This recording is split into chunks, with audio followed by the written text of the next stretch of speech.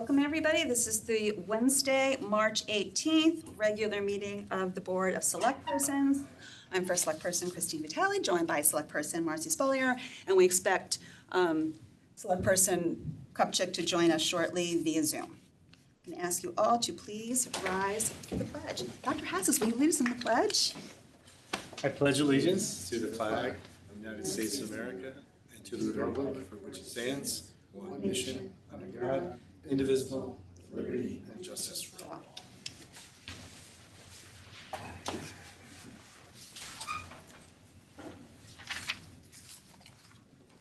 All right, moving on to number 3, appointments. Flood Prevention, Climate Resilience, and Erosion Control Board. We have Ms. Jane, unaffiliated, 400 Lally Boulevard, term 11/24 through 11/29, moving from alternate to full member, replacing Keith Bradley. We can do them separately. Okay, so moved. I'll second that.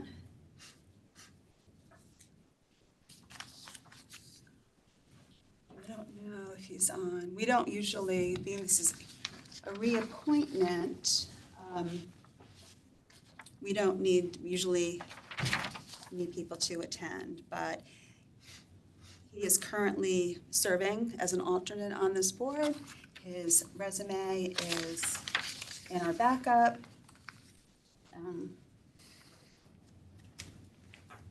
He's been serving the board well, and I'm looking forward to him moving to a full member. All in favor? Aye. Okay. Actually, so any public comment on that? None? Motion carries 2-0. Can I have a motion for Keith Bradley, Democrat, 66 Lila Lynn Drive, term 11/24 to 11/27, moving from full to alternate member, replacing Manish Jain? So moved. I'll second that. Mr. Bradley, why don't you come to the podium and tell us a little bit more about yourself, even though we know, but for the public's sake, and explain the little switch here between. We're making the pitching rotation is changing. I've had some health issues and am not really able to keep up as well that a full member needs, but I think I can still do the job that's required for an alternate. I have been just so impressed with Manish, and he is just going to be a fabulous full-time member for it.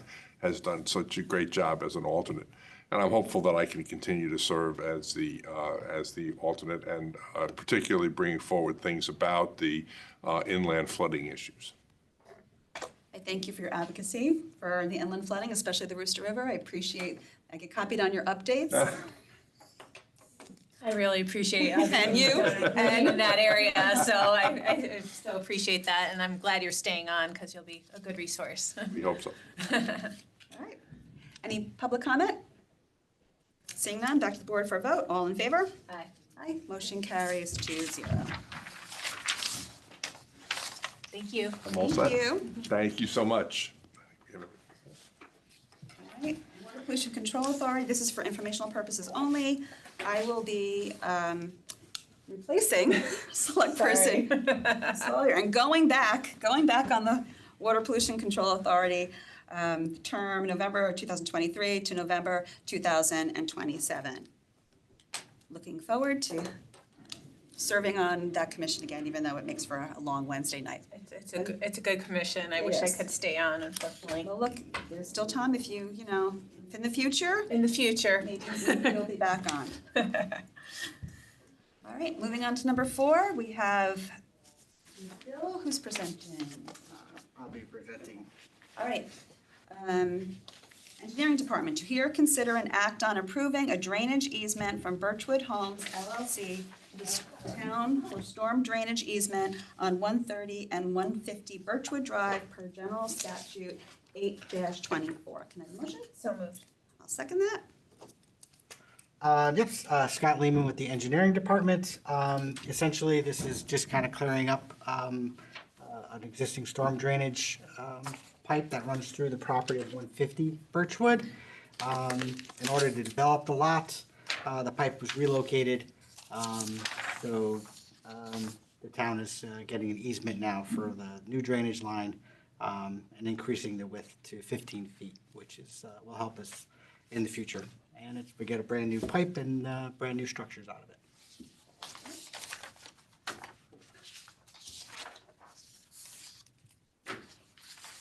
Any questions? So who's paying for the pipe? The developer is Just clarifying that. everything, Great. yep, nothing for the town. Any public comment on this? Seeing none, back to the board for a vote. All in favor?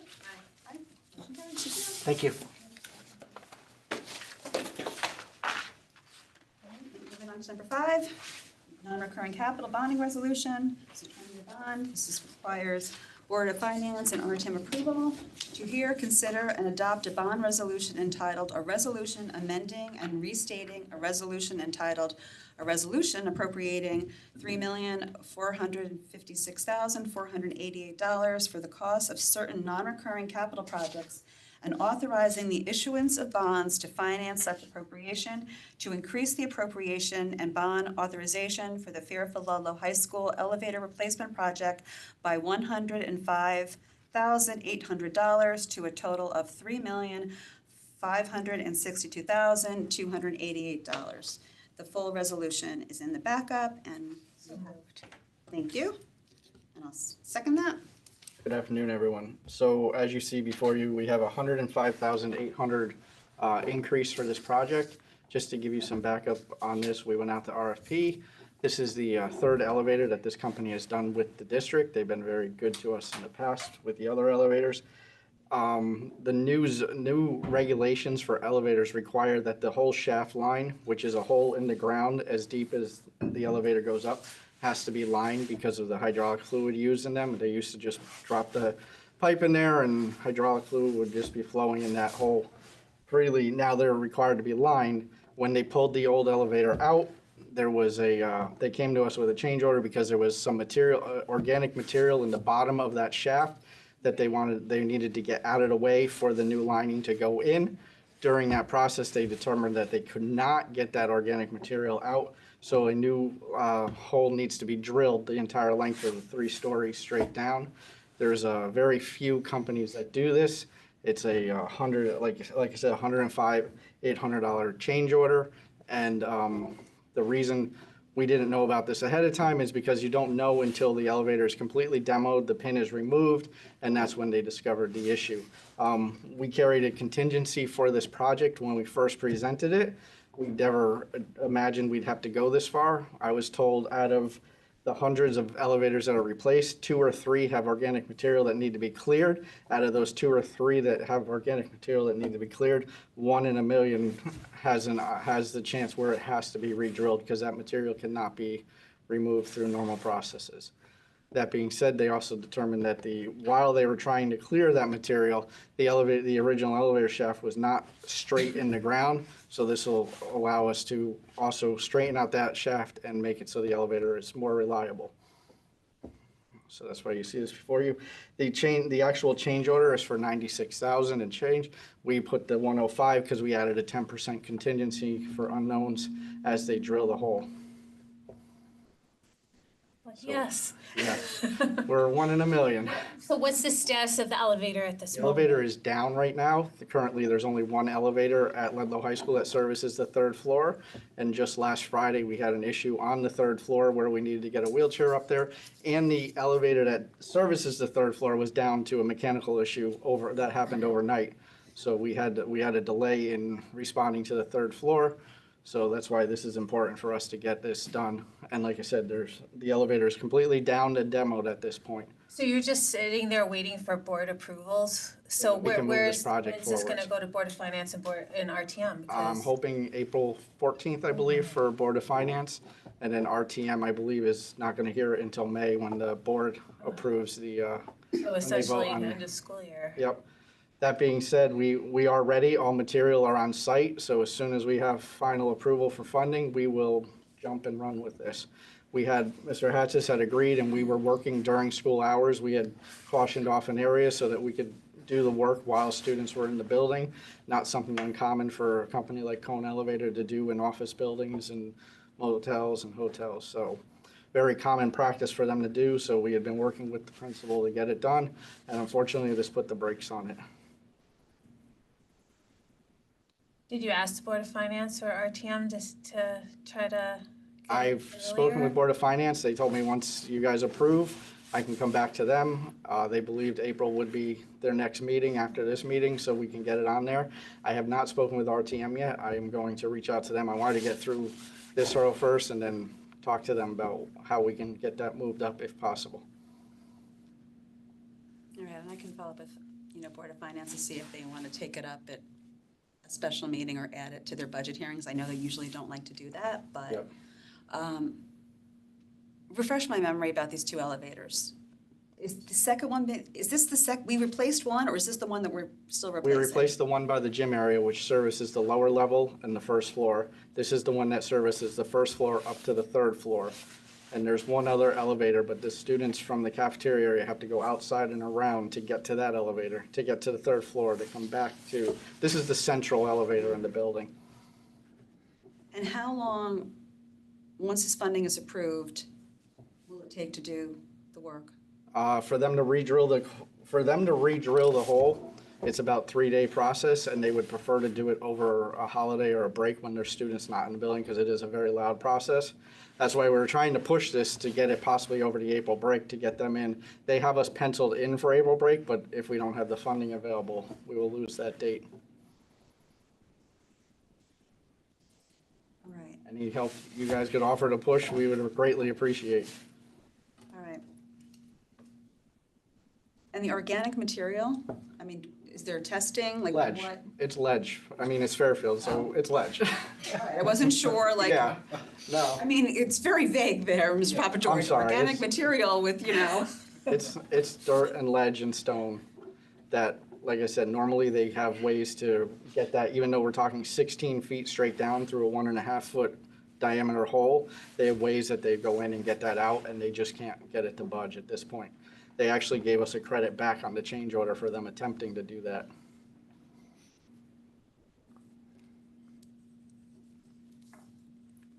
and the other elevator that was down, what's this? That was repaired right away. It was we have Cone Elevator on contract overnight. It was a delay that Friday morning because Cone Elevator unfortunately was dealing with 2 entrapments in Bridgeport, so their technician was slow to respond to us, but as soon as they were cleared up, they got over to the school and were able to reset that elevator and get it working again. But it does put us vulnerable if that elevator were to go down again for any reason. How is that? Has it been going, have you had other problems with that elevator going down this school year? Not that I'm aware of. Sometime. Not since the central elevator was closed, but that elevator has been also unreliable historically. It's much smaller. It's a much smaller elevator, and we really can't use it for heavy traffic. The one in the middle is really the stronger, bigger space. This is probably more for Dr. Hatz, it's just in terms of students that Is it need. okay to talk, or do I Yeah, need come on public up. comment? Yeah, Okay. come on up. Greg Hassis, head principal, Fairfield Middle High School. So for students who have classes on the 3rd floor, Well, we ended up how many students are impacted due to mobility issues? All right, so in any given moment, because of sports injuries and, other surgeries and things that students have, we have anywhere from 5 to 15 students at a given time who have either doctor's orders or are unable to use the stairs. Obviously, anybody on crutches technically could use the stairs, and we always try to, release them early from classes, but invariably they move slower, and if they get caught during passing time, it's a really difficult situation. And in fact, as of Friday, we had 5 students who had doctor's orders to never use the stairs. So what we ended up spending all of our time doing, waiting for the repair to come, is we literally moved all of their classes to a single floor. Once we were able to get them to the single main floor, so that's taking the teacher out of their teaching space, that's moving the other 24 kids in the class, and obviously some classes like art, tech ed, music rooms, they're really not movable to another classroom. I mean, that floor really is the library, auditorium, and classrooms. So we scrambled until the fix came, but that's what we would end up doing when we know that there is going to be a closure of the second elevator. Which, of course, we never know. And there's no way you can move this work, keep this work moving forward right now? Unfortunately, there is not and I'll tell you, due to our over budgeting for snow removal this year, it's eaten into any contingency that we may have had on the operating side to keep it at least moving until the bonding is approved. You know, part of the other issue too is that the, being on one end of the building, the elevator that's working, even for a student who's accessing that elevator, if they have a class on one end of the building and they just need to go up a floor, they would have to travel the entire length of the building, use that elevator, then travel all the way back that length of the building. The elevator that's out is more centrally located and, you know, equally accessible to all the parts of the building. So it's still a huge inconvenience even with the elevator working. I don't know if we would have ever greenlighted this project if we knew this was going to happen, because the original timeline was to start over winter break and be done by February 1st. So we figured we could last the month, especially with the vacation, but it's been really tough on the students. Thank you. Yeah, we definitely have to vote this forward, but. Yeah, we'll definitely vote it for, and I guess we'll have conversations to see if we can get it moving forward through the other boards quicker. Happy to be available to anybody that needs more information to kind of talk about boots on the ground and how we have to deal with it. Thank you. All right, thank you. Any public comment on this issue? Seeing none, that can work for a vote. All in favor? Aye. Motion carries 2-0. All right. Brenda's on. I'm sorry, Brenda.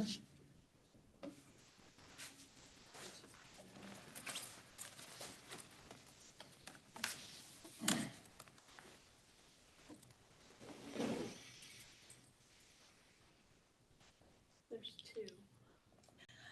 Ms. Kupchak, can you hear us?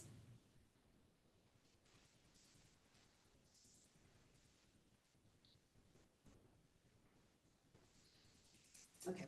Well, we will, motion carries 2-0, and we'll take it as that. Thank you so much. Thank you. Thank you. Nice to meet you both. Me too.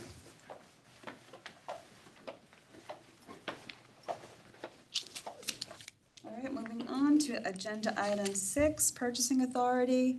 To hear, consider, and act on authorizing the Water Pollution Control Utility to enter into a service agreement between the Town of Fairfield and Schneider Electric to provide a microgrid service plan as detailed in Schneider Electric proposal dated February 6, 2006, for a 5-year term at total cost of $123,358. Motion? Oh, I'm sorry, so moved. I'll second it. We'll just wait to see if we. Yeah, I think Adam also has to get one. Yeah, I got them. Okay. I got her too, but there's two of them on there, so they're both co-hosts, so I don't know. We'll figure it out, I guess. Brenda, can you hear us? Ms. Kupchak, can you hear us? And if you can you just confirm that you're on twice, just so we know it's you?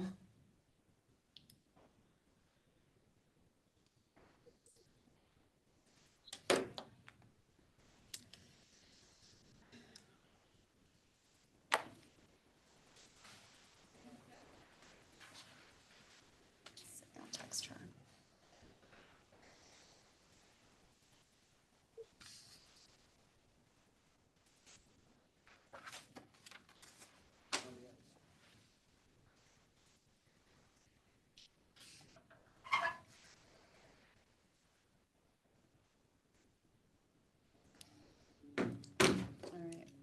There she is.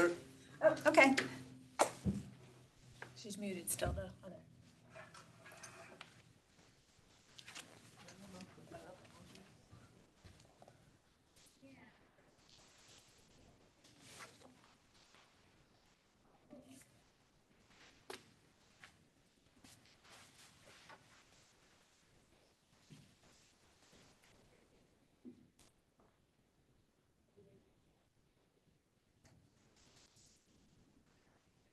looks frozen though.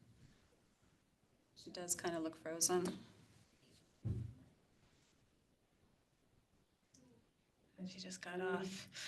Maybe she's having technical Okay. errors. All right, well, we can, we'll-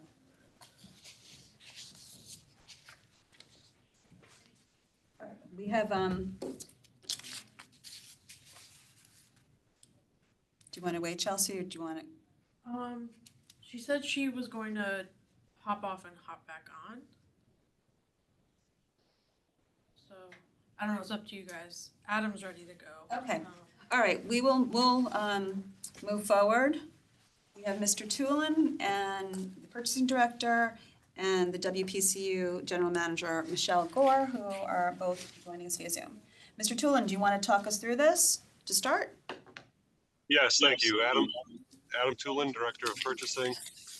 This is pretty straightforward from a procurement standpoint, although it's the first time I'm bringing an item like this before you, so I just wanted to just share with you, this falls under the service agreement section of the purchasing policy, which basically calls out that service agreements can be initiated to allow for the quick routine response to the need for repair of town or FPS facilities and equipment. And service agreements are to be used to engage services where the individual service is below $25,000 for each service. So I know that the dollar amount before you is higher than that, but that's over the that's to cover 5 years. So so this falls squarely within that policy, and I just wanted to share that with you. So the reason this is before you is because it's a multi-year agreement in excess of $50,000. Thank you for the explanation. Ms. Gore, do you want to just talk a little bit about the grid?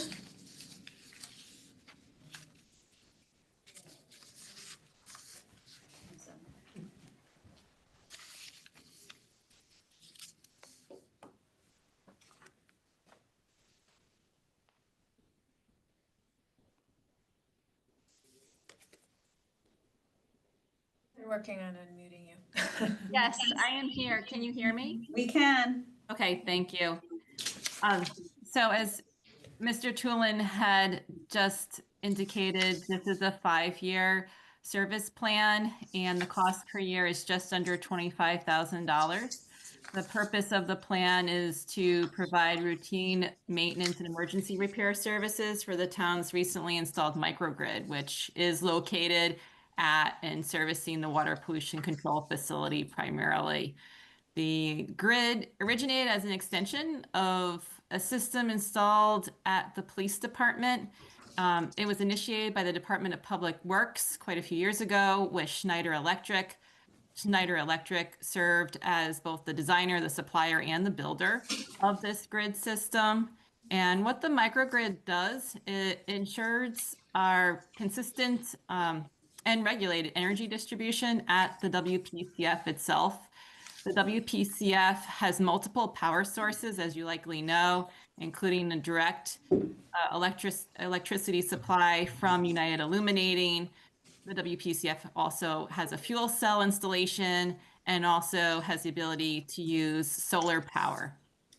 So the system is designed not only to support the facility, but in times of power outage, has the capability of supporting the fire training school located across the street from the facility, and also its neighboring animal control building. The installation was completed in 2025.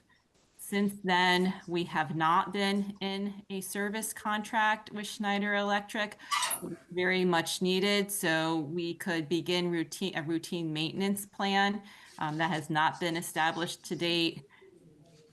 As a result of us not being in the service plan since the installation was completed, our service needs have required us to rely on case-by-case as needed on-call support from a Schneider representative.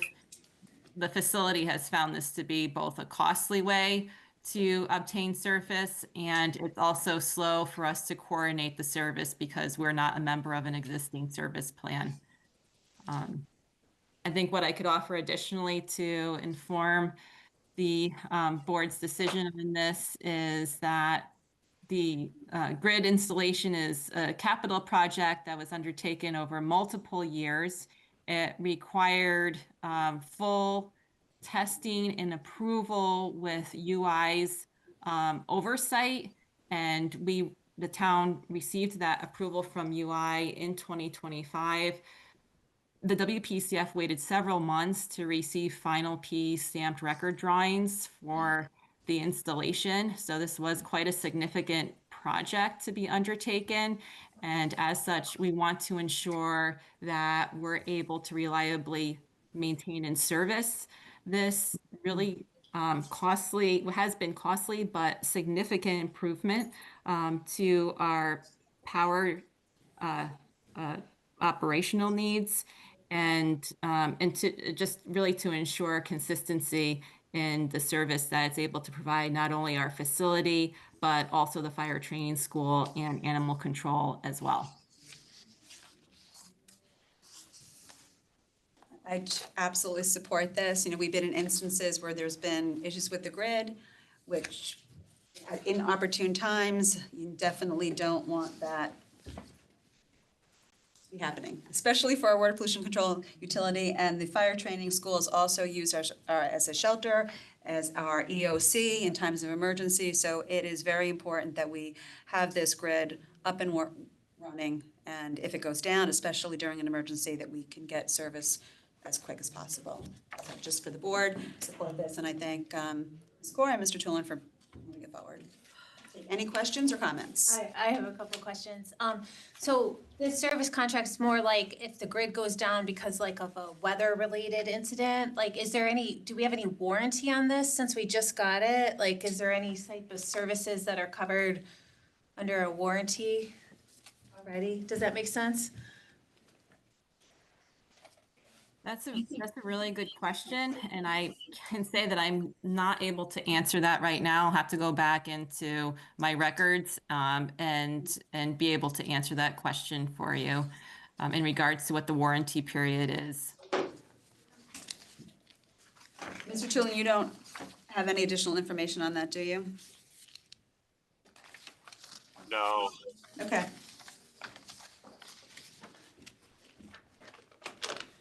I will add that the microgrid did experience an outage during the last large snowstorm event, the end of February, and was placed out of service at that time. We have not returned the grid to service since then. We are working with Schneider Electric to troubleshoot that outage. But that is one example of when we would have, the town and WPCF would have benefited from, emergency response services under an actual service plan agreement with Schneider Electric. That was a less than ideal situation, that we use backup generators, and I want to thank our animal control officer for staying overnight in the shelter, taking care of the animals there, and everybody down at the utility. It was really all hands on deck, and in that instance, the EOC police station. But we'll get more information about the warranty to the board. Ms. Kupchak. Thank you. I apologize for the issue earlier. So when there are top locations with UI, so whenever we have a power outage or major storm, each town is afforded several places, right? So one of them is our wastewater treatment facility, and then you have senior housing areas, but the top level things where UI comes, and those are the first priorities to take care of because of the significance of those. So what I'm trying to understand is, if that's the case with UI, where we have to give them physically a list of the top things, why would we then need this? UI is not going to service the grid for us specifically. And again, the facility is powered off of multiple sources, not only UI, but also, as I had said, the fuel cell and our solar array as well. When we do experience an outage, it's not as easy as us just flipping a switch and turning the microgrid on.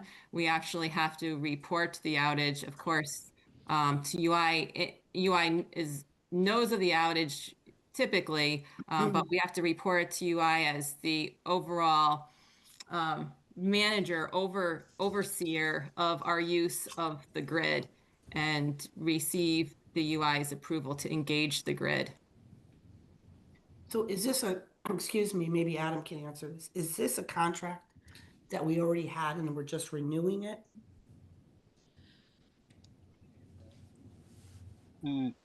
This is, go ahead, Mr. Chill, I'm sorry.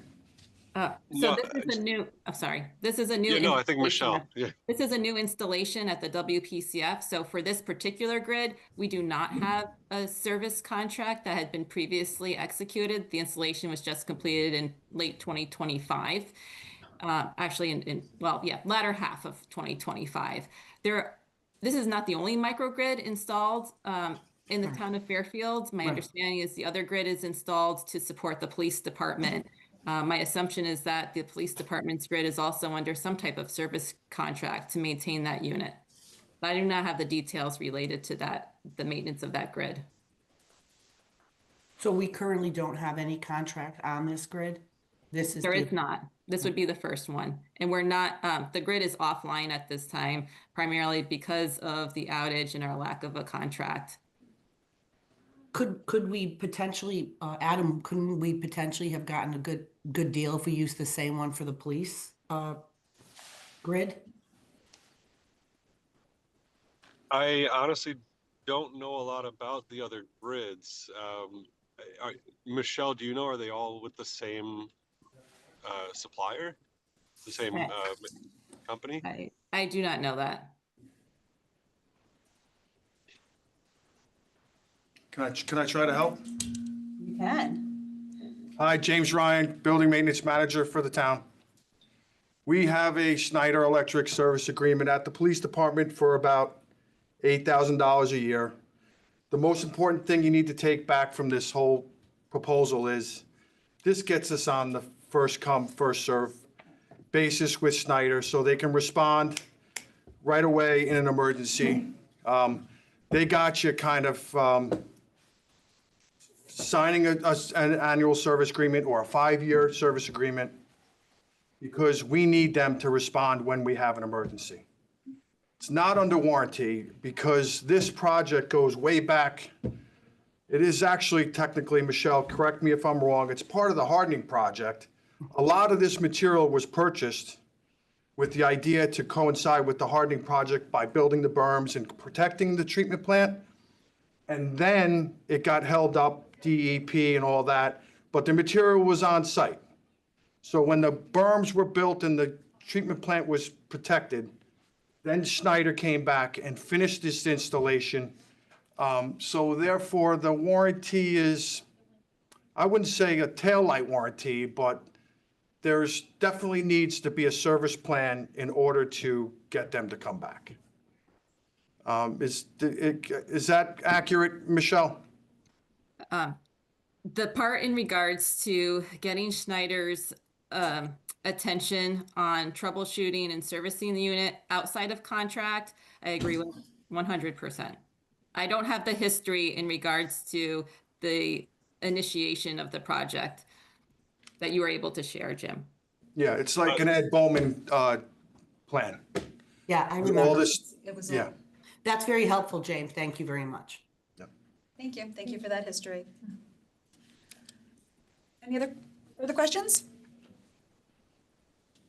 All right, any public comment on this? Seeing none, back to the board for a vote. All in favor? Aye. Motion carries 3-0. Moving on to agenda item number 7, purchasing authority. We have Mr. Tulin and Chief Dunn. Seeing if Chief, just checking to see if Chief Dunn was on.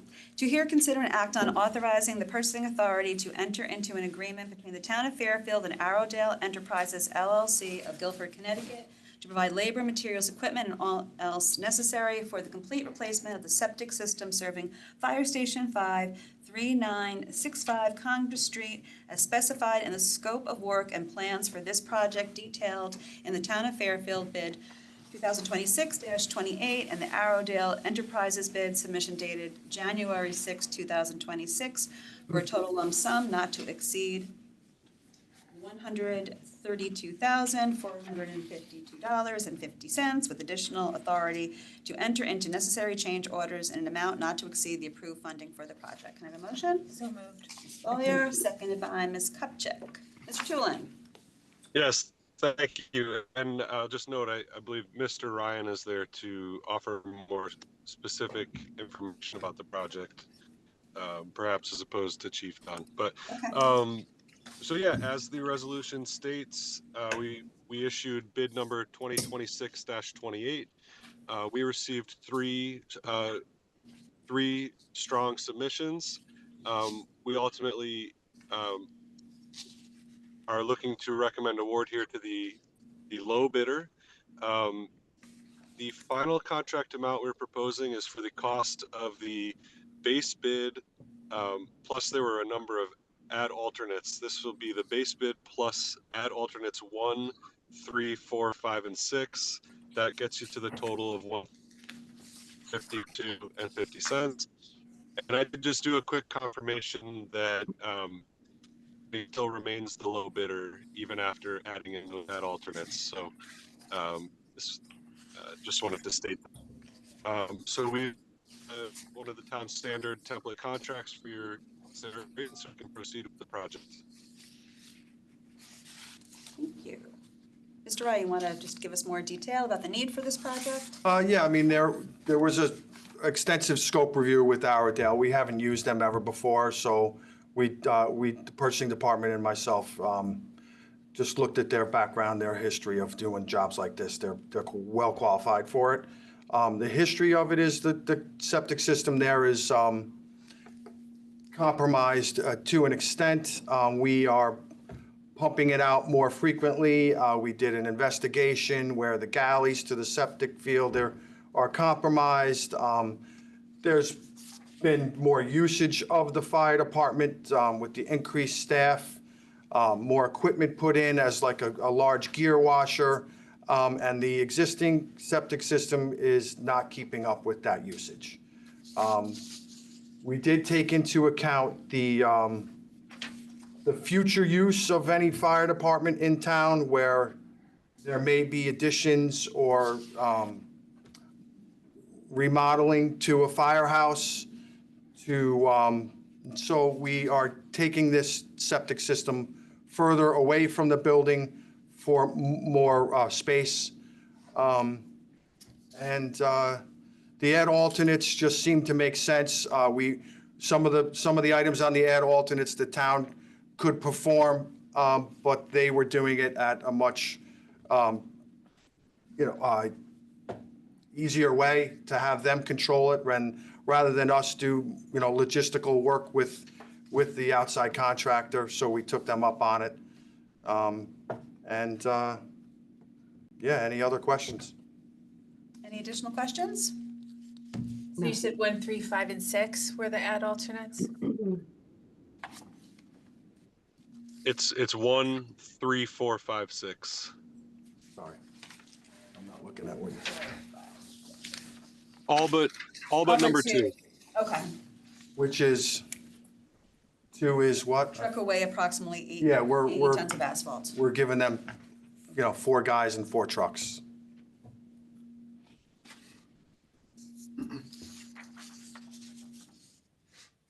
And there's not a sewer line close by to tie into instead of being on septic. No sewage up there in Greenfield Hill. Any other questions or comments? Any public comment? Seeing none, back to the board for a vote. All in favor? Aye. Motion carries 3-0. Thank you. moving on to number 8. We have Mr. Ryan and Mr. Toolin handling this as well. To hear, consider, and act on authorizing the purchasing authority to enter into an agreement between the town of Fairfield and Palm Associates LLC of Bethel, Connecticut to provide labor, materials, equipment, and all else necessary for the repair of the roof at Fairfield Burr Homestead, 739 Old Post Road, as specified in the drawings and technical specifications prepared by DeCarlo and Dahl, Inc., as detailed in the town of Fairfield bid number 2026-40, and the Palm Associates LLC bid submission dated February 9th, 2026, for a total lump sum not to exceed $689,118, with additional authority to enter into necessary change orders in an amount not to exceed the approval funding for this project. So moved. Ms. Follier, seconded by Ms. Kupchak. Mr. Toolin. Yes, thank you. Adam Toolin, Director of Purchasing. So yeah, this was an interesting one as far as roofs go, mainly because of the historic nature of the building. So we, as the resolution indicates, we had hired DeCarlo and Dahl, a design firm, to prepare drawings and the bid specifications. At which point we actually first put out an RFQ to pre-qualify contractors to ensure they were capable of working on this type of historic structure. At that point, there were 3 pre-qualified firms that came in from that RFQ. We then issued this bid to the 3 firms. And now we are recommending award to Palm Associates. If you have the bid results in front of you, you will see they were actually the second lowest bidder. But during our review of the low bidder, it was determined that they could not meet the town's requirements, specifically our insurance requirements, which again, because of the historic nature of the structure, was an important factor. So we had no choice but to proceed with the second bidder. Mr. Ryan. Yeah, Joe, you can introduce yourself. Hi, Joe Parlanti, Capital Projects. Yeah, so this is, again, we're excited about this project for Burr Mansion's roof. It's a cedar shingle roof. It's, like zinc coated copper, a lot of copper roof as well. To sum it up, we did an extensive scope review. Another contractor, very qualified with his, history of doing these jobs. The timing is of the essence with this project. We're going to try to tackle the cedar portion of it before May 1st to get before the wedding schedule. And then most likely schedule work Monday through Thursday to do the copper roofs.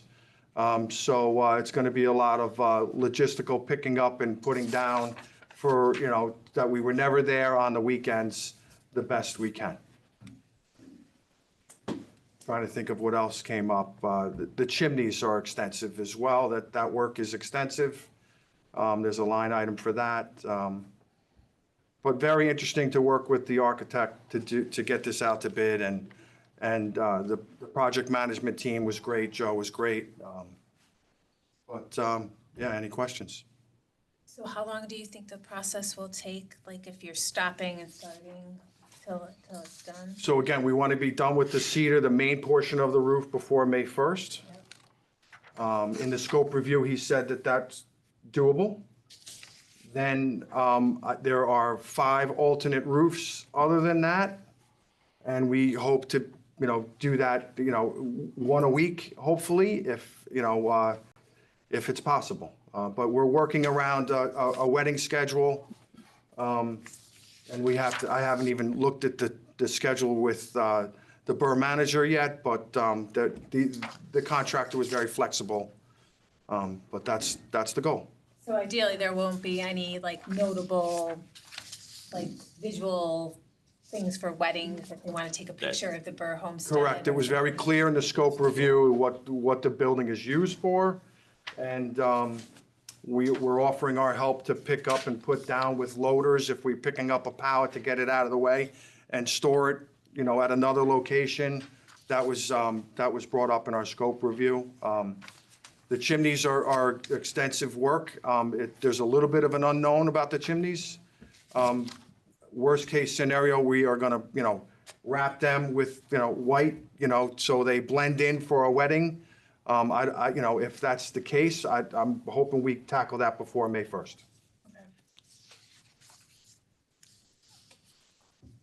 Are these roofs leaking?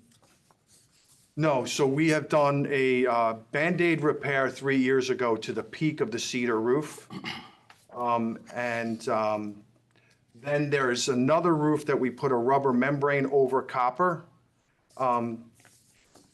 almost like a fancy tarp in a way, but that put us off like 5 years. So to say that they're leaking and causing damage, negative, but they have shown their life. And are you concerned just about, given the age of the building, once you start, additional costs of Absolutely. the chimneys having? Absolutely, and that was to Joe's credit with the going out to bid for line items like, soffit repairs and linear feet for material. That's how we covered that in the bid and spoke about it in the scope review. There's definitely, there's rot on scene right now on that building in soffits and by gutters and stuff. So, we have concerns, but there, where there's a problem, there is a solution, we're hoping.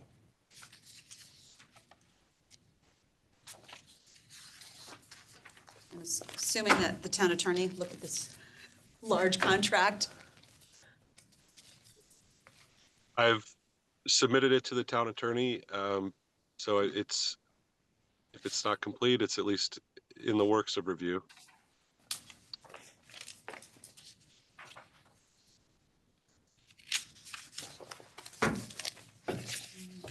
Ms. Kupchak, any questions? Yes, thank you. James, is the architect part of this company? Did they provide was the architect in this company who bid?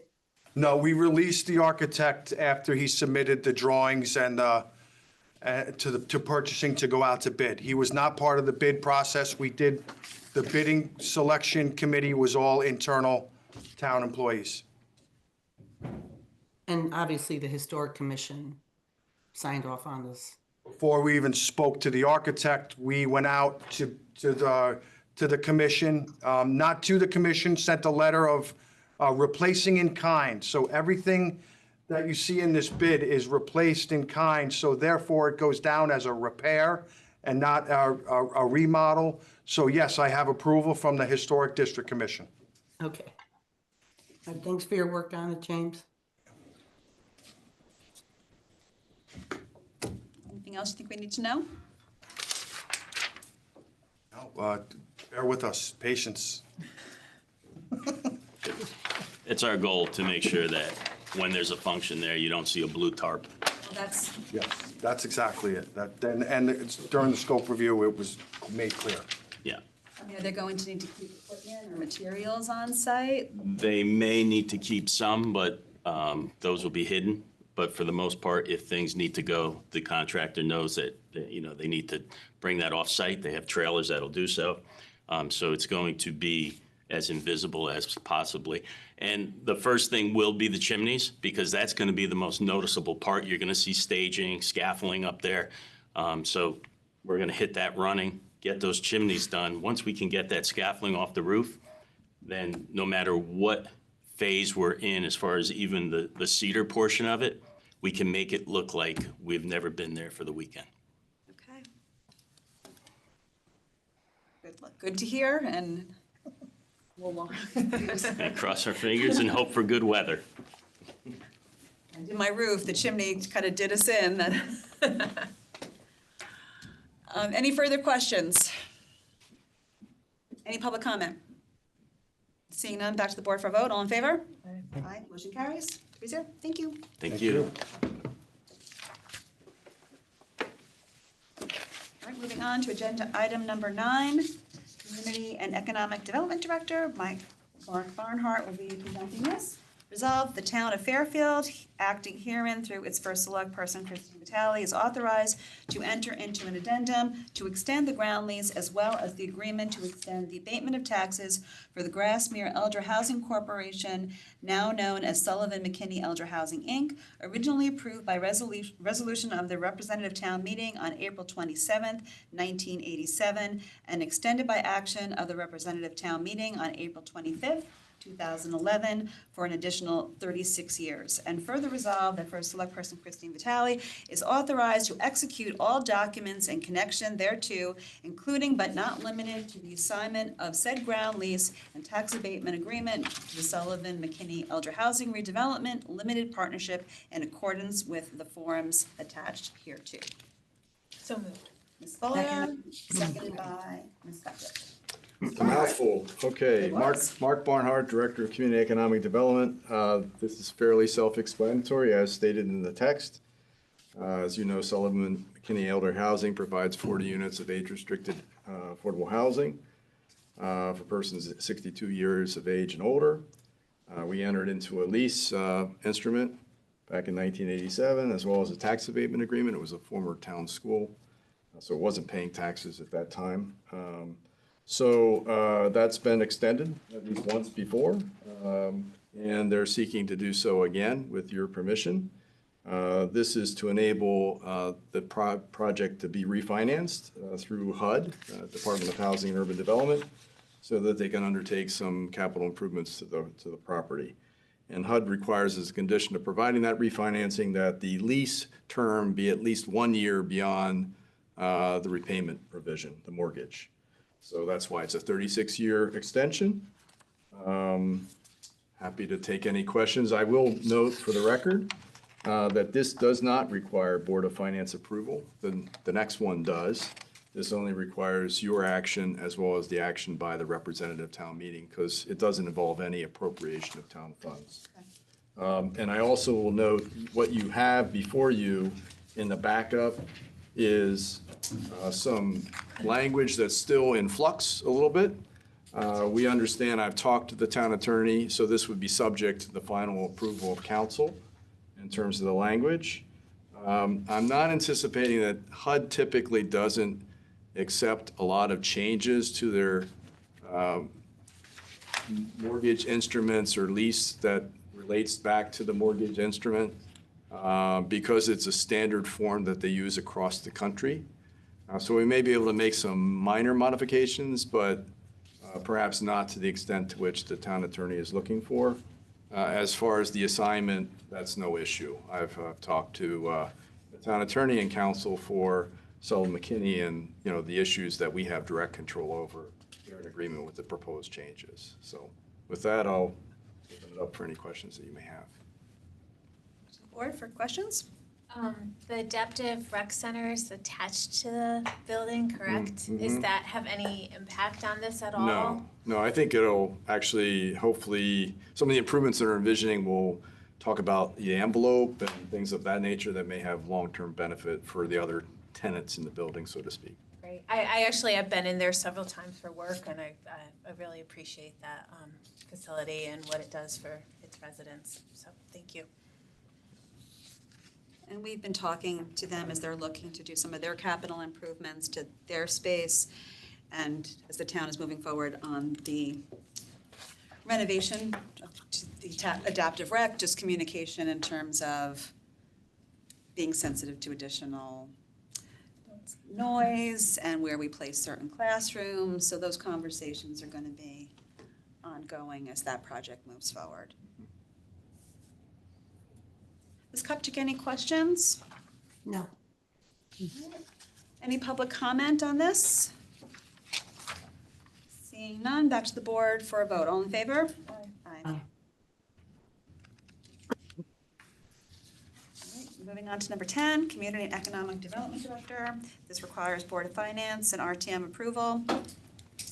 Whereas pursuant to Connecticut General Statute, Section 4-66G, the Connecticut Department of Economic and Community Development, DECD, is authorized to extend financial assistance for economic development projects, and whereas it is desirable and in the public interest, the town of Fairfield make an application to the state of Connecticut for reimbursable grant funding in the amount of up to $1 million in order to undertake roadway and pedestrian safety improvements in the Greenfield Hill area of Fairfield, and to execute an assistance agreement in connection therewith. Now therefore be it resolved, the town of Fairfield is cognizant of the conditions and prerequisites for the state financial assistance imposed by CGS Section 32-285A, and that the filing of an application for state financial assistance by the town of Fairfield is an amount not to exceed $1 million is hereby approved. And further resolved that Kristen Taylor, first select person of the town of Fairfield, is duly authorized to enter into and sign contracts on behalf of the town of Fairfield with the Connecticut Department of Economic and Community Development for the purpose of obtaining said grant funding to provide such additional information and execute such other documents as may be required in connection with said grant, and to execute any amendments, recessions, and revisions thereto, and to act as the authorized representative of the town of Fairfield, and be it further resolved that the town of Fairfield hereby accepts said reimbursable grant funds and hereby appropriates an amount not to exceed $1 million for the project described herein, and such appropriation to be credited and expended solely for eligible costs in accordance with the assistance agreement with the expenditures to be reimbursed by the state of Connecticut. Can you repeat that? So moved. Ms. Follier, seconded by Ms. Kupchak. Even more of a mouthful, yes. I mean, Yes, so again, Mark Barnhart, Director of Community Economic Development. We did receive a $1 million grant to undertake the roadway safety improvements, pedestrian roadway and safety improvements in the Greenfield Hill area. It is subject to our entering into an assistance agreement with the state. That's typically when we come before this board, as well as the Board of Finance and RTM for express authorization to do so, because it's a contract. It also does require us to put out the money first. There is no town match requirement imposed by the grant itself, but it is a reimbursable grant. So that's why the Board of Finance will be involved. They'll need to at least authorize us to expend the monies up front and then seek reimbursement up to the project cost of $1 million. This still is in the very early stages of design. We did a roadway safety assessment some time ago, which identified the need for certain improvements in this area. We had a couple fatalities, which this board is well aware of. And so we're seeking to make the road a lot safer for all users of the roadway. We've only done, at this point, survey, but we haven't done a full engineered or design plan. This would then, once approved, allow us to take that next step, then to eventually construct the project. So with that, I'm happy to take any questions that you may have. any questions? How far is this area in relation to anything that you've already done work on? Like, Well, I'm ably assisted by my associate, Mr. Hurley, Bill Hurley, engineering manager, who is managing the design and construction piece of it. I'm doing the grant piece, so, Bill. Thanks, Mark. Yeah, basically, it's going to go basically from Reading Road and Dunham Road, and it goes past Dwight School. It goes by Governor's Lane, Verna Hill, Merwin's Lane, Old Academy, and Cross Highway. So there's a good core of the group. We are trying to see, I'm going to have them at least look at the area north of the parkway as well, because we've had a couple of requests for that. One of the things we're doing a little bit different is, and Mark kind of alluded to it, where we're hiring them. We have a consultant already, and we're going to have them do conceptual and safety countermeasure design. Then we will bring it to, we'll either meet with the neighbors or have a public meeting, find out, and then go into the design rather than go too far ahead. So that's a little bit of a different strategy that we'll have for that. And if there's any other questions, I'm here or Mark's here to answer. It is only $1 million in state funding, so, we may not be able to accomplish all of that. But that's the project scope area, the project limits, so we can undertake any work within that corridor, subject to, again, the public feedback we get. And again, traffic calming recommendations, there'll be data collection. There's ADA ramp for a couple of crosswalks that are there. They may look at the pathways. They may look at other, bulb outs or other traffic calming measures as well, vertical or horizontal. So that's part of the scope. If in looking at these corridors, you wanted to go outside of these streets with the funding, could you use the funding to go down further on Bronson or? Well, I think, generally speaking, the state is somewhat flexible as long as it relates back to the original purpose for which the funds were received. So we can amend the project scope. Actually, currently, in the application, we allow for both design and construction costs. As Bill said, we may choose to continue our design effort with existing funds that we have locally, as opposed to going through a state procurement process to bring on board design and save that money for construction purposes. So there is some flexibility as the project progresses, and again, subject to some of the feedback we get from the public. Because they do call it Greenfield Hill, although the main focus was Reading Road, but they do say Greenfield Hill, so we always check with them. Sometimes it is, like you said, you're allowed to stretch it a little bit as long as we can't do something in Southport, obviously. No, I'm just thinking of like some of those other intersections Right. down. Mm-hmm. And that's great. And any other questions? Bill, how about that roundabout? I mean, we got a lot of negative feedback about it. But yeah, just to let everybody know on that one, I knew the question was going to come up. I'm sorry, Bill. No, it's all right. It's Stuck with all It's a good design. It only costs the town $15,000. There's other roundabouts that are being done throughout the state that are anywhere from $500,000 to a couple of million. So we did it as a mini roundabout, and one of the things we didn't realize is that there are 70-foot long trucks and trailers that go on, even though it says no through trucks. They use that road, and so on occasion they've hit the curbing on the sides. Last year we did come with a proposal to repair that at around $50,000, and it was decided at that time by people who are no longer here to hold on that. So part of this, we'll have them look at it for a low-cost modification, and then whatever they come up with as well. That is covered in the scope, so. Well, I think we have this funding and now we can really look at it holistically, that whole corridor.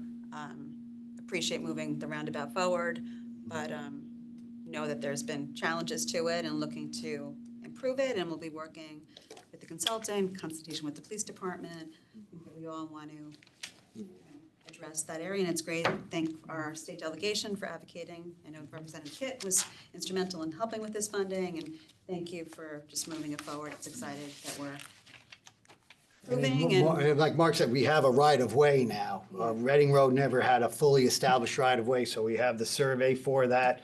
And Reading Road is just one of those where one spot, it's only 42 feet near the roundabout. We don't have much. We didn't want to take the full right-of-way or people's property. But other areas, it's 80 or 100 feet wide, so we'll be able to do, more room if we need it. More Yep. room to work. Exactly. Bill, when we walked that with the Department of Transportation, Hector, Mr. Ravis and everyone, a lot of, and Mega,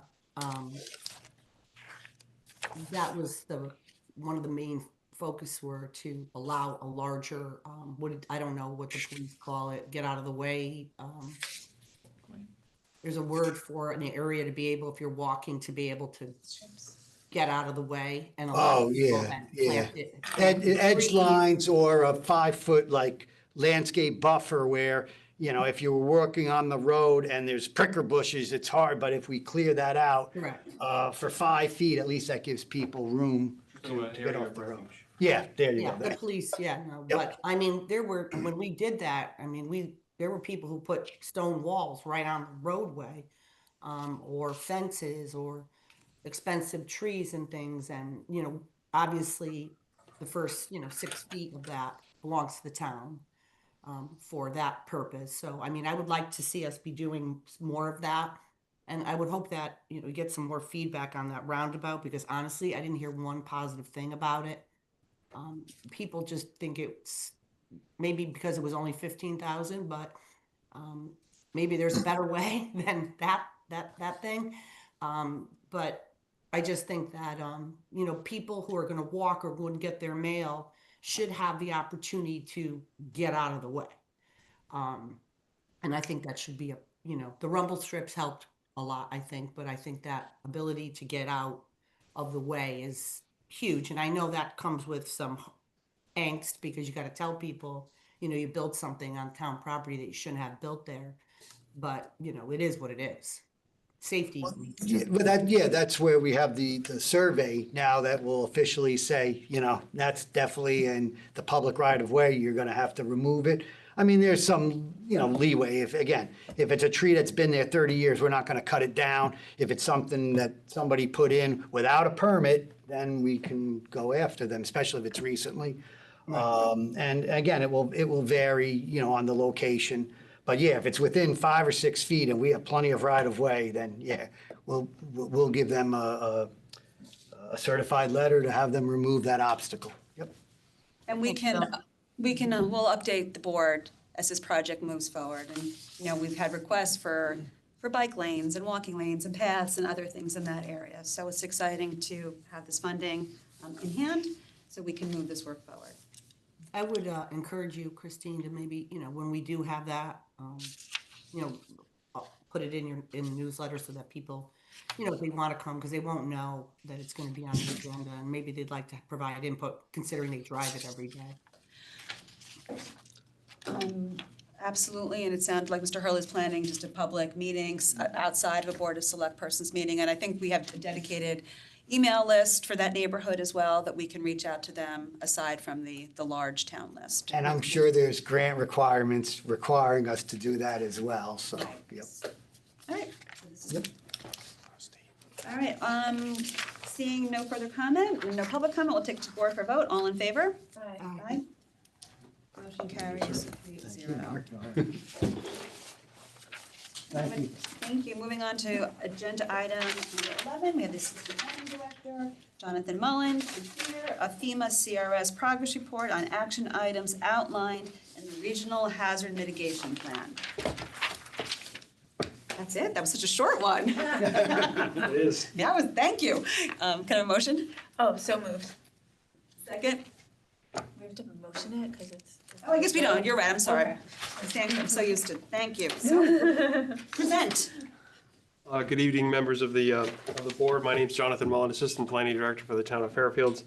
My first time in front of you, so I'm happy to be here. I'm here to present on the floodplain management review for 2026. The town of Fairfield participates in FEMA's voluntary community rating system, or CRS, which awards discounted ratings to communities that go above and beyond the minimum requirements of the National Flood Insurance Program. Floodplain management requirements. Fairfield's floodplain management efforts result in a 10% discount for its 2,256 policyholders, or approximately $418,147 in annual savings. One of the tasks required for the CRS participation is an annual review of Fairfield's floodplain management plan. The plan consists of flood reduction action items that are located within MetroCog's multi-town hazard mitigation plan adopted in August of 2024. It's available on our town website and then also at the MetroCog website. Town staff from multiple departments, as well as the town's flood prevention, climate resilience, and erosion control board, or FERB, collaborated to update this report. The town has made progress on the following action items as part of the regional plan, hazard mitigation plan, including Riverside Drive Bridge and Turney Creek Tide Gate system was completed, and a second tide gate on Riverside Drive is currently in the design phase. Final draft of the tide gate / flood control inventory was completed and issued by the town consultant. Construction of the Fairchild Wheeler Country Club Stormwater Detention Area will begin in early 2026. Construction of Tungus Park Detention Area will begin in late 2026. Construction of the East Trunk Line Sanitary Sewer Project has started in 2025. Peregrine Bulkhead repair was completed in 2025. And the Conservation Department has actively been acquiring tidal marshland properties to ensure that these are protected from development in perpetuity, and is currently in the initial phases of restoring tidal marshlands at Reef Road. In your backup material is the actual full floodplain mitigation plan report update. And I have with me Director Harrigan and Bill Hurley here to answer any questions that you have about any specific projects. Any questions on the plan or any particular projects? We go through them at the meetings.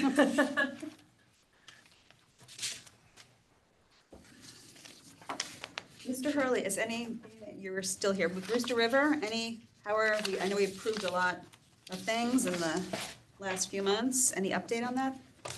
Yeah, we are finalizing the contract with the contractor. We're this close, so hopefully he could get started very shortly. I do have at least a little bit of an update that the Tungus Hill one, which we said might not start till late 2026, we have all the bid documents, and that could go out to bid maybe even next month. So that hopefully will get even constructed a little bit ahead of our schedule. So that's good news there.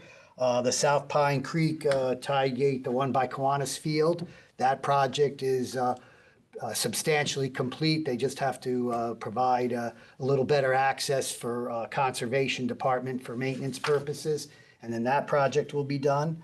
Going back to the Rooster River, we do have a survey that's been completed for possibly soil removal, sediment removal for the Rooster River between routes 59 and Route 1, the Lynbrook section, where we will have to apply for a DEP permit for that, but we at least now have the survey complete, so we're moving forward with a lot of these projects.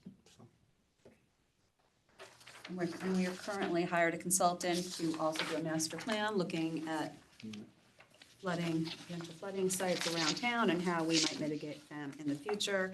There was a public hearing held last month on this to discuss potential options, and information posted on the website. Right? Yeah, and and then there's a web viewer where you could kind of see a particular location, maybe your house, or if you wanted to thinking about buying property, you could see, is it in a floodplain? Is it in a flood hazard area? If there's no issues at all, it's one of, we have different layers that it's fairly easy to operate. And I believe we have that posted on the FIRB website, so.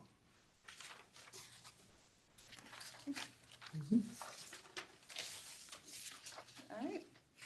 Thank you for all your work on this bill. Thanks, but the credit goes to the TPZ as well. No, as, I know, but you're dealing with this for a long time, and I hope they thank put you, your name Lynn. on a Yep. plaque somewhere. All right.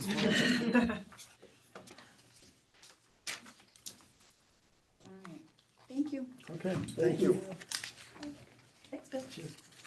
All right, moving on to approval of minutes. To review and approve the draft minutes of February 18th, 2026, February 24th, 2026, February 25th, 2026. Christine, can we just break out, can we do them all except for the 218, because that's the one Marcy missed, and then, I also missed February 25th. I was going to make a motion to take out okay. 18th and the 25th after she read them. Okay, gotcha. Well, you know what? All right, why don't I just do it right now? I will take them in two. separate motions. To review and approve the draft minutes of February 18th, 2026 and February 25th, 2026. A motion? So moved. Ms.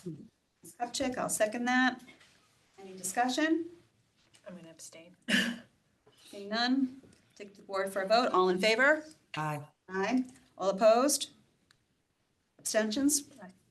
Motion carries 201.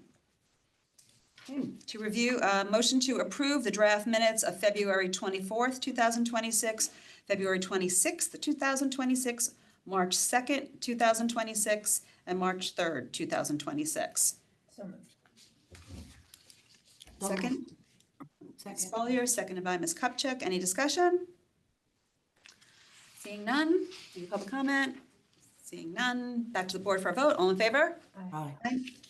Motion carries 3-0. Refunds, to consider and act upon tax refunds as recommended by the tax collector in the amount of $3,747.61. So moved. Ms. Follier, second by Ms. Kupchak. Any discussion? Seeing none. Any public comment? Seeing none. Back to the board for a vote. All in favor? Aye. Motion carries 3-0. All right, just a couple of updates. The Pura Aquarian sale. Pura right now, looks like they're moving forward to approve the sale to the sale of Aquarian to the RWA. They are meeting again next week. This is after we thought we had won. The state legislature is looking to move forward new legislation. New legislation got moved out of the committee yesterday. Got moved out of the Energy and Technology Committee yesterday in a 24-2 vote. So we're just watching this closely. We're hoping that new legislation might change the way, the outcome of this, but we'll know more in the coming weeks, and we'll continue to update the public via social media and on our town, through the town newsletter and emails if anything needs to be done. Oral arguments were on Monday. Our lawyers were there, as well as Metricog, arguing on our behalf. We still remain committed to fighting this sale for all the reasons we've discussed many times in public meetings, but just wanted to let you know where that was right now.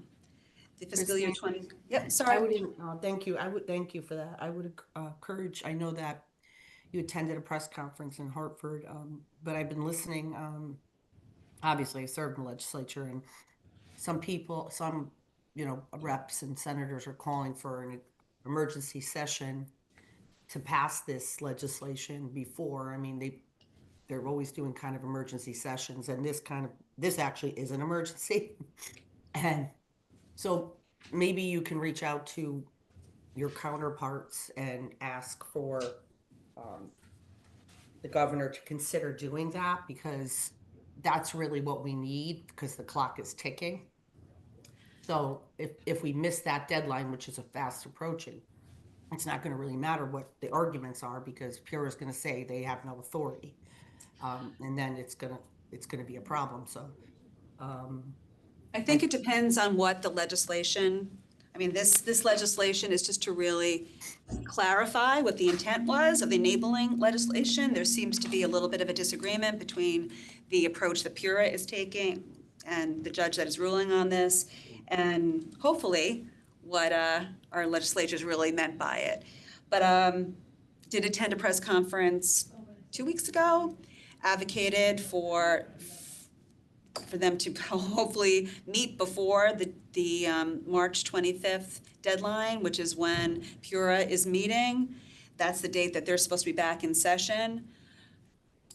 We'll continue to advocate for that, but that was the comment that I gave during the press conference, was asking for that, and we'll continue to advocate to our state delegation to see if anything can move forward. I want to be cognizant of, I don't want to push something forward too quickly. I want to make sure that we're doing our due diligence, that if they are going to move legislation forward, that it's right and that it helps our cause. Sometimes if you rush it, it may not work in our favor. So we'll be continuing to be relying on legal counsel, working with MetroCog, and continuing the conversations with our state delegation who has been advocating for us up in Hartford, as well as the Attorney General has spoke at the press conference, has spoken, expressing his concerns to Pura as well, and I'm hoping that maybe they'll reconsider. They voted in favor of our position in the past, and there's been twists and turns with this, and we'll have to just see what happens. But we're going to continue to fight. There's other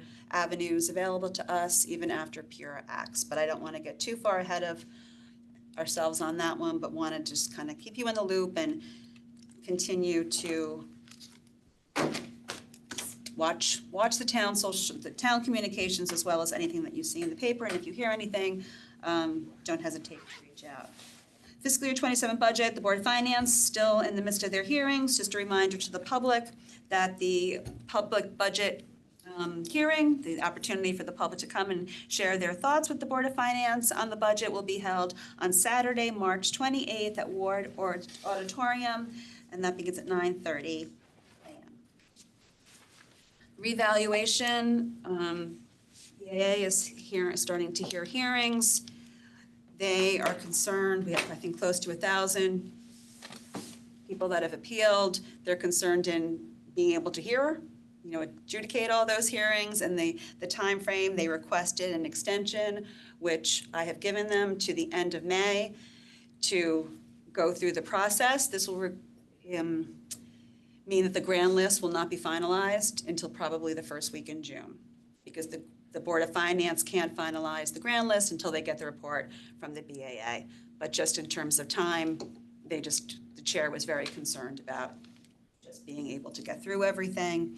There was issues with scheduling the initial hearings, hearing different reasons why, US mail, problems with the list. Anyone that had problems or missed their first meetings have been rescheduled, and they were notified by email by the tax assessor's office. So I want to let you know what's going on with that. So that's delay of the mill rate potentially is the big news on that one. For announcements, happy Women's History Month, ladies. Honored to serve with you, and to all the women in this town for all that they do for our community, for our families, serving in elected and appointed positions, serving on our police department, our fire department. Thankful for their contributions. Last day of the winter, the Parks and Rec Winter's Farm Market, which has been held at Penfield, is this Sunday. The hours are 10 a.m. to 1 p.m. The Parks and Rec Beach Bunny 5K, the Bunny Hop, and the Egg Scramble is going to be held at Jennings on March 28th. So if you feel like signing up for the 5K, you can register on the Parks and Rec website. And just want to congratulate Fairfield U, it's women's basketball, for making it to the NCAA tournament. We'll be cheering them on. Any announcements from either one of you? No. All right. Thank you. We are going to move in. We have 2 executive sessions we're going to take separately. The first one, executive session with Attorney Rick Aiken and Director of Risk Management, Joseph Barbera, considering pending litigation, James Wiltsey versus Town of Fairfield, possible action to approve settlement after executive session. Can I have a motion? I move to go into executive session. Ms. Follier, seconded by Ms. Kupchak. All right. You need to leave. I'm just gonna ask. We have a motion to go into executive session. Aye. Motion carries 3-0. We will call you back. No problem, no problem.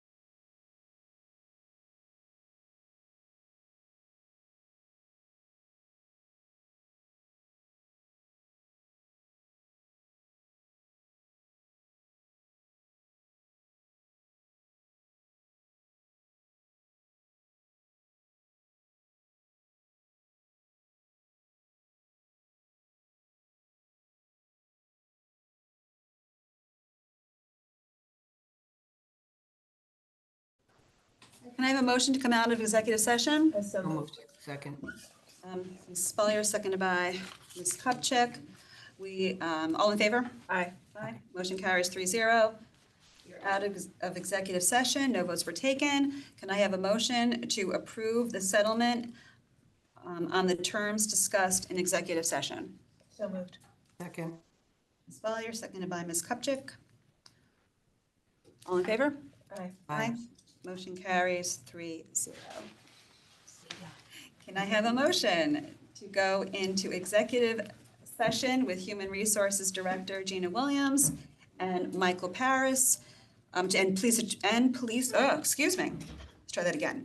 Motion to go into executive session with Human Resources Director Gina Williams and Police Chief Michael Paris concerning Police Chief Michael Paris and Police Captain Matthew Randall's employment contracts. Possible action to approve contracts after executive session. So moved.